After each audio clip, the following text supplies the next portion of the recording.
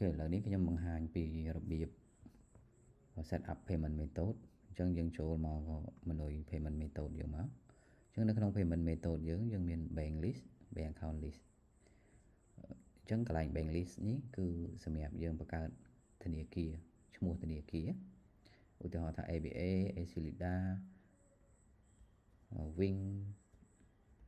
ឬក៏ធនាគារជីបម៉ុងអីចឹងទៅអញ្ចឹងធនាគារក្នុងនេះខ្ញុំបានបង្កើត sample ខ្លះហើយ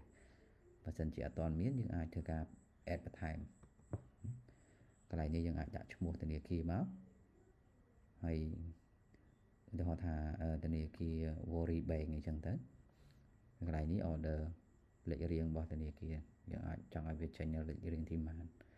នេះ note ទៅមួយធនាគារហ្នឹងហើយកន្លែងនេះយើងអាច upload logo របស់ធនាគារអូខេអញ្ចឹងខ្ញុំអត់ add ទេដោយសារខ្ញុំមានហើយបន្តមកទៀតគឺយើងទៅបង្កើត bank account set up bank account អញ្ចឹងការ set up bank account គឺយើងអាចចូលមកកន្លែង bank account នេះបន្តមកទៀតយើងអាចចុច add new កន្លែងនេះយើងដាក់ឈ្មោះ account មក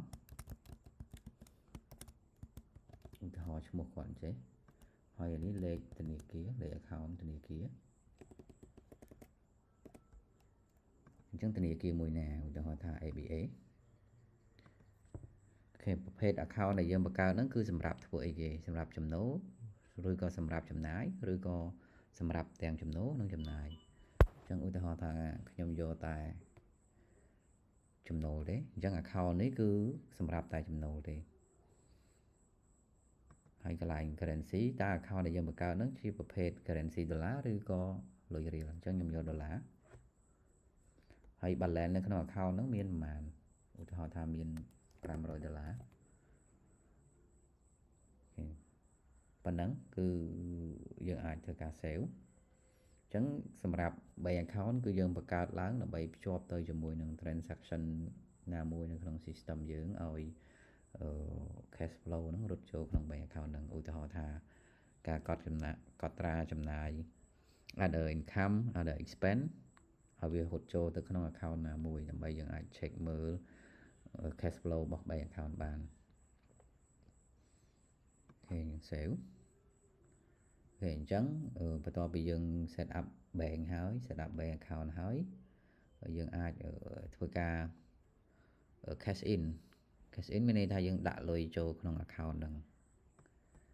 ដែលយើង deposit អញ្ចឹងដាក់លុយចូលឧទាហរណ៍ថាឥឡូវ balance នៅក្នុងហ្នឹងមាន$500អញ្ចឹងខ្ញុំបានធ្វើការ deposit បន្ថែម$1000ទៀតឲ្យវាឡើង$1500អូខេ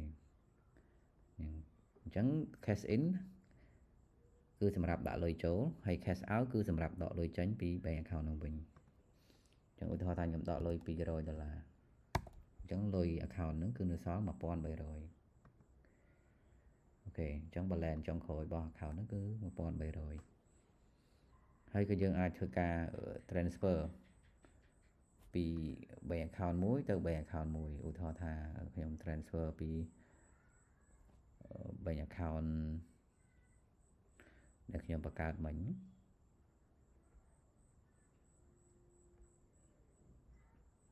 transfer ពី bank account ដែលខ្ញុំបង្កើតមិញហ្នឹងទៅ bank account មួយទៀតឧទាហរណ៍ថាមួយនេះ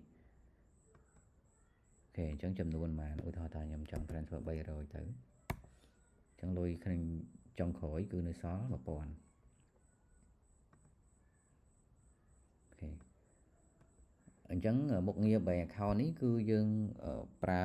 សម្រាប់កត់ត្រាតាក់ទងជាមួយនឹង bank account យើងនៅក្នុង system ហើយនិង bank account ខាងក្រៅដើម្បីយើងអាចផ្ទៀងផ្ទាត់ជាមួយនឹងគ្នា